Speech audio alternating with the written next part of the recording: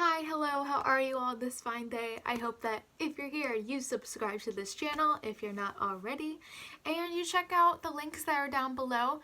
They're a hoot and a half. You got social media, my website, a weekly newsletter. Go ahead, check it out, support what I'm doing here, and the fun group of people that are a huge part of it. I wanted to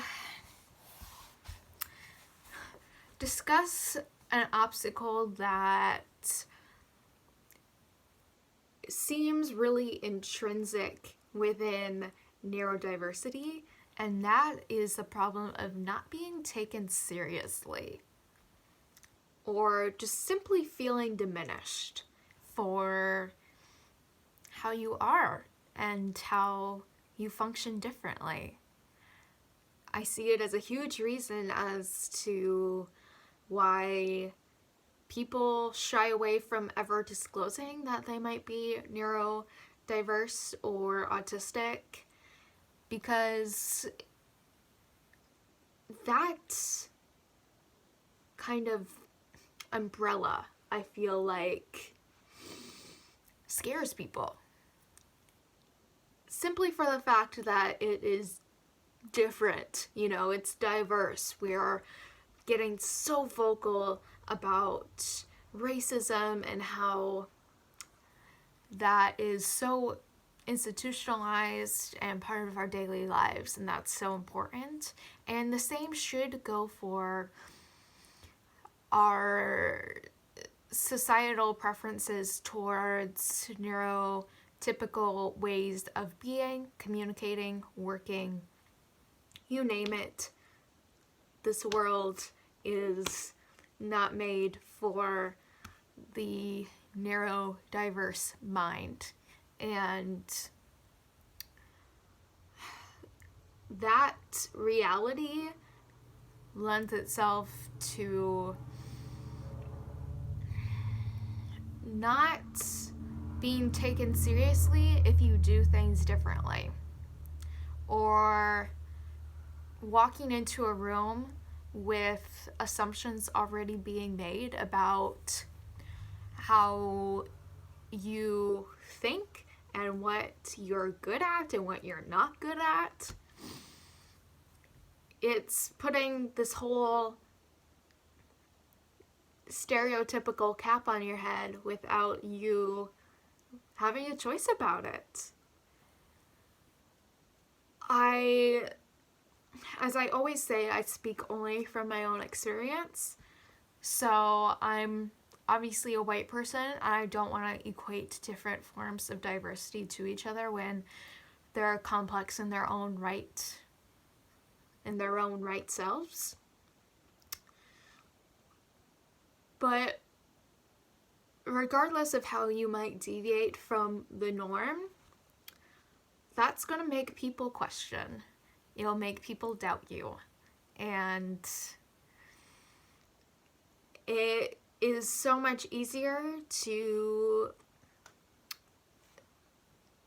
toss other people aside and not want to take that time to learn than that effort and that basic respect that comes with simply opening your mind. It's a very simple thing to do, and yet if you're not always verbal, or you don't thrive best in certain environments, or you think about relationships and completing tasks and all the different things, it's so hard to feel like you're not given a chance. I've experienced this myself when it comes to me pursuing my passions in ministry and spirituality, in nonprofit work, activism, you name it. If I've been there, I've probably had to try to fit myself into a certain way of being just for someone higher up on the totem pole to say, excuse that metaphor for its likely racial negligence. I'm calling out my own privileges and my own ignorance there, but someone higher up on an hierarchy, I have to appeal to them. My entire education, let alone my other experiences, have felt like just jumping through a ton of hoops to please others, to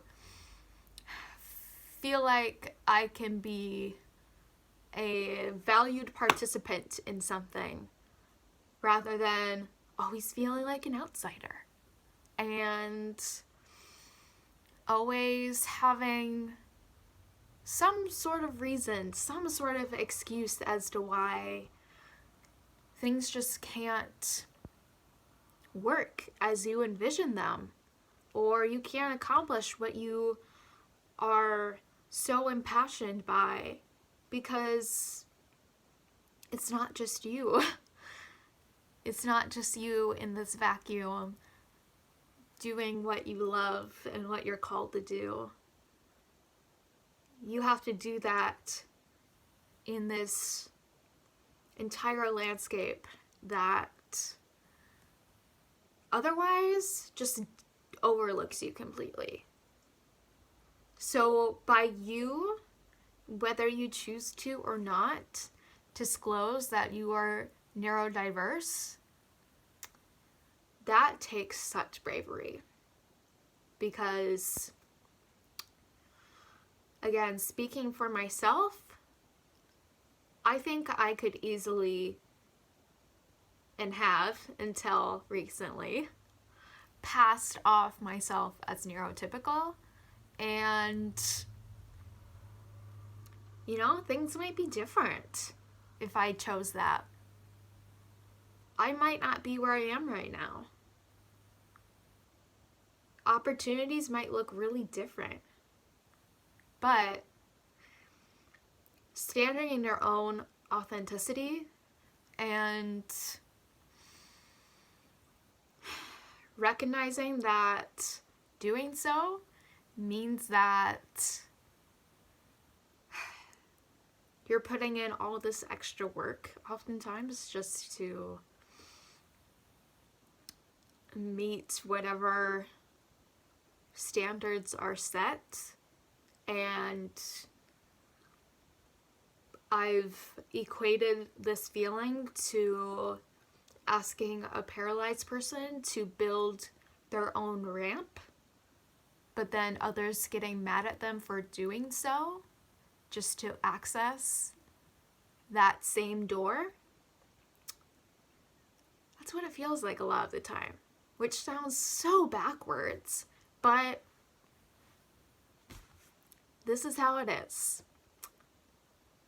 We see it, we feel it, we have institutionalized ableism in the root of our society, and